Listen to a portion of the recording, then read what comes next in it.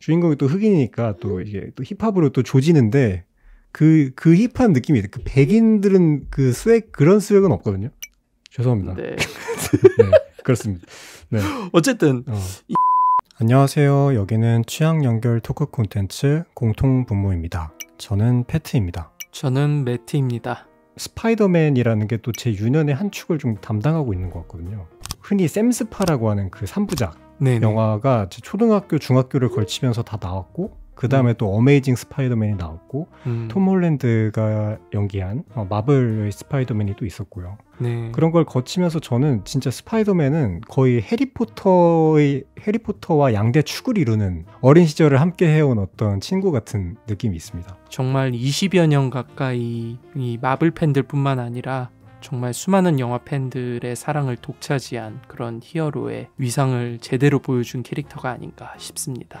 다들 아시다시피 마블의 모든 캐릭터들은 스탠 리가 창작을 했잖아요. 잭 커비라는 그런 작가가 있었어요. 스탠 리가 이런 식으로 스파이더맨을 좀 그려냈으면 좋겠어 라는 부탁을 했고, 그래서 잭 커비가 그거를 프로토타입 형식으로 그려서 보여줬는데 그때 딱 한마디를 했대요. 이거 너무 히어로같이 생겨서 별로야 라는 말을 했다라는 거예요. 머릿속에 물음표가 땡 뜨죠. 그러니까 아니 히어로 만들어 온 인간이 너무 그러니까. 히어로 같아서 별로다라는 그거 무슨 뜻이었을까요? 제커비가 열받았는지 다른 작화가한테 이거를 토스를 한 거예요. 조금 뭐 발랄한 캐릭터로 그리든지 한번 해봐 라고 해서 그렸더니 스탠리가 이거 마음에 드네 라고 해서 지금의 스파이더맨의 형태가 만들어졌다는 거예요. 그러니까 히어로라고 하면 아주 고전적으로 거슬러 가면 네. 어떤 신화 속의 그 주인공 같은 그런 느낌이잖아요. 이 세계, 자기가 속한 공동체의 운명을 막 혼자 등에 걸머지고 엄격 근엄 진지하게 맞아요. 그 외부의 적과 싸우면서 수많은 사람들을 지켜내는 어떤 숭고한 그런 존재잖아요. 네. 근데 그런 사람은 전혀 아니라는 거죠. 피터 파커라는 캐릭터는 일단 10대라는 게 굉장히 중요한 포인트인 것 같거든요. 인격적으로나 육체적으로나 미성숙한 상태에서 많은 것들을 겪어내면서 성장을 해야 되는 캐릭터인데 조금은 어리숙하고 약간은 좀 덤벙대는 모습, 티네이지들 하면 딱 상상할 수 있는 그런 모습들이 떠오르는 캐릭터였으면 좋겠다. 그런 메시지를 좀 전하고 싶었던 건 아닐까. 그리고 일단 돈도 많이 없고 네. 샘스파에서 네네. 그 생활고에 시달려요. 자취방을 얻어서 생활을 하는데 이 집주인한테 약간 좀 뭐라고 해야 될까요? 월세 독촉을 당하기도 하고 그리고 네. 맞아요. 피자 배달 알바를 하기도 하고요. 그 톰 홀랜드 나온 스파이더맨 가장 최근작이었는데 노웨이 네네. 홈이었나요? 3명의 주인공들. 일단 토비 맥과이어, 앤드류 가필드, 그리고 톰 홀랜드 이렇게 톰 홀랜드. 셋이서 한 영화에 이렇게 또 멀티버스라는 설정을 통해서 나오는 네. 장면이 장면이 있는데 참 3명이 모아놓고 보니까 그 배우들 3명이 공교롭게 되게 선한 느낌을 주는 페이스들이잖아요. 우리가 보면은 이 도시에서 살 때 그냥 이웃을 나서서 돕는 다른 이웃을 상상하는 것조차 쉽지가 않아요. 물론 뭐 우리 당연히 뭐 봉사활동하는 분들도 많고 뭐 기부하는 분들도 많고 하지만 네. 그냥 면대면으로 이웃을 만나서 그 사람이 내가 어려울 때 도와줄 거라는 믿음이 잘 없거든요. 그런 점에서 또 스파이더맨이 우리의 어떤 갈증 같은 것을 채워주는 매력이 또 있는 것 같기도 하고요. 내가 나쁜 짓을 정말 하지 않나. 맞아. 네. 배트맨을 만날 일은 없는데 그냥 스파이더맨은 가장 만나기 쉬울 것 같은 히어로라고 해야 되나? 길을 가다가 내가 길을 모르면 알려줄 것 같은 그런 친구 같은 느낌? 이 캐릭터가 지금 살고 있는 공간이 뉴욕이거든요. 굉장히 고층 빌딩들이 많고 어떤 수많은 사람들이 지나치고 있지만 그 가운데서 생기는 어떤 상호작용은 거의 없는 공간이에요. 스파이더맨 시리즈 내에서 그려지는 뉴욕은 그런 이미지가 전혀 생각이 나지 않을 정도로 사람들이 서로를 도우려고 하고 위험에 처한 누군가에게 먼저 손을 건네기도 하는, 샘 레이미의 스파이더맨이 나온 게 2002년이거든요. 거기서 시계를 딱 1년만 뒤로 돌리면 무슨 사건이 있었을까요? 뉴욕에서 9.11 테러가 있었잖아요. 그 사건을 기점으로 해서 뉴욕뿐만 아니라 미국 사회 전체가 어떤 어려움에 처해 있는 혹은 정말 죽을 위기에 처해 있는 이웃들에 대한 관심이라든지 그런 것들이 굉장히 높아졌다라고 많은 사회학자들이 그런 분석을 내놨거든요. 그런 사회 분위기가 조금은 저는 그 샘 레이미의 스파이더맨 트릴로지에 반영이 되어 있는 게 아닐까라는 생각도 들었어요. 샘스파 때는 도시 속의 시민들에 대한 생각이 담겨 있었다면 지금 우리가 다루는 이 애니메이션 스파이더맨 좀 되게 개인적인 이야기를 많이 다루고 있다는 전 그런 느낌을 받았어요. 그러니까 그러고 보면 이 스파이더맨 그 영화 3부작도 갈수록 애들이 어려지거든요. 아니, 솔직히 토비 맥과이어는 그거 고등학생이라고 하는 거 약간 우기는 거예요. 그거 그냥 아니 어리게 생기지 않았나요? 저는 그때 보면서 되게 베이비 페이스라고 생각했는데. 그러니까 그게 또 실제로 옛날 사람들이 더 늙어 보이는 것도 있어요. 그 옛날 뭐 90년대, 2000년대의 고등학교 미국 고등학교 영상 보면은 진짜 좀 다들 삭긴 했거든요. 그 앤드류 가필드의 스파이더맨이 조금 더 젊어진 느낌이죠. 앤드류 가필드 스파이더맨, 그 어메이징 스파이더맨 시리즈부터 약간 그 청춘물의 스멜이 좀 나기 시작했어요.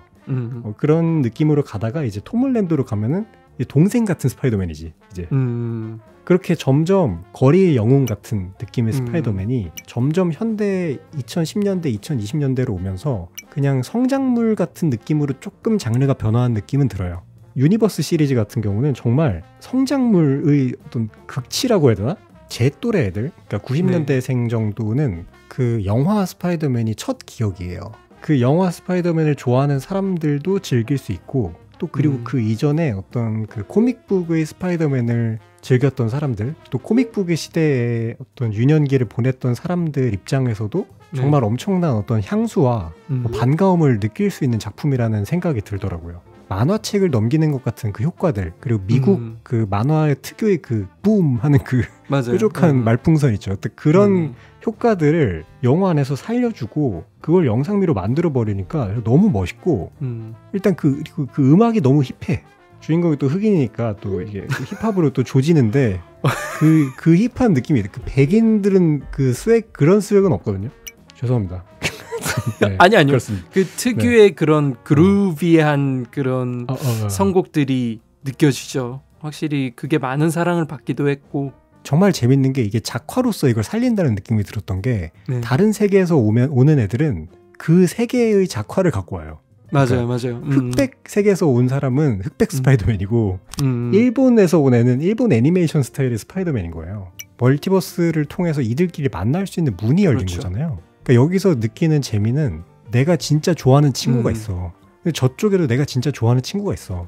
그래서 그 친구들을 한데 섞을 수 있는 어떤 통로가 열리는 느낌이고, 그래서 이게 앞으로 스파이더맨 시리즈가 점점 더 무궁무진하게 발전하겠구나라는 팬으로서는 좀 그런 기대감을 갖게 하는. 이 특히 마일스라는 캐릭터가 자기보다 성숙해 보이는 스파이더맨과 대화를 나눌 때 이런 딜레마에 처했을 때 어떠한 선택을 해야 되는지에 대한 질문들을 굉장히 많이 하는데, 이 다른 세계에서 온 피터 파커한테 마일스가 이런 질문을 해요. 난 내가 언제 내 스스로가 준비되어 있는지 잘 모른다 라고 얘기하니까 그건 아무도 모르는 거야. 그냥 네 스스로를 믿고 뛰는 게 정답이야 라고 얘기를 하거든요. 스스로 실패하면서 얻는 교훈을 통해서 성장해야 되는 캐릭터라는 걸 거울을 보고 대화하는 느낌처럼 그렇게 전달해 준다라는 것이 굉장히 저는 직관적이고 매력적인 장면으로 다가오더라고요. 초기 스파이더맨, 영화 기준으로 초기 스파이더맨으로 갈수록 부모님한테서 자라지 않고 숙모한테서 자라고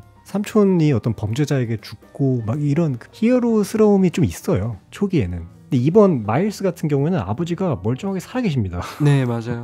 뭐 범죄자에게 가족이 희생된다든지 하는 그런 게 좀 비장함이 없어요. 너무 감정을 많이 소모하지 않고 볼 수 있는 재미가 또 있다고 할까? 누군가 옆에 꼭 조언자가 있다라는 것, 그거는 정말 변하지 않는 스파이더맨 서사의 특징 같거든요. 샘 레이미의 스파이더맨에서는 벤 삼촌이, 그리고 이게 톰 홀랜드의 스파이더맨으로 와서는 아이언맨이라는 조언자, 이 캐릭터들이 공통적으로 강조하는 부분이 뭐냐면 큰 힘에는 큰 책임이 따른다 라는 슬로건이에요. 네, 어떻게 보면 좀 동화 같은 면이 있어요. 맞아요. 그러니까 그런 힘이 있는데 아무도 나쁜 짓을 안 해, 스파이더맨이. 그러니까 너무 선해. 그리고 무슨 뭐 그 샘스파 3편에서 약간 흑화하는 그런 게 있잖아요. 네네. 흑화의 받자야. 맞아. 그게 되게 착해. 그 뭔가 어. 지나가는 여자들한테 괜히 껄떡대는 그 유명한 장면 있잖아요. 네네네. 걔는 흑화에도 그 정도인 거예요. 네. 그 이번 유니버스 시리즈 2편에 총 나오는 스파이더맨의 숫자가 네. 1962년 스파이더맨 캐릭터 첫 등장한 이후에 만들어진 280여 명이 모두가 등장해요. 어우, 집회 신고해야 되는 수준이에요, 이거는. 그러니까. 박평식 영화평론가가 기본적으로 좀 짜게 주는 사람 아닙니까, 이 사람이? 그러니까 이름처럼 정말 박한 평을 많이 주시기로 유명한 분인데, 그러니까 여태까지 마블 원작 영화 중에서 역대 최고 점수라고 하더라고요. 별 5개 중에 4개 주셨을걸요, 아마? 박평식이 4개 준 영화들이 뭐가 있나 좀 볼까요? 그녀에게, 트루먼 쇼, 스포트라이트, 버드맨.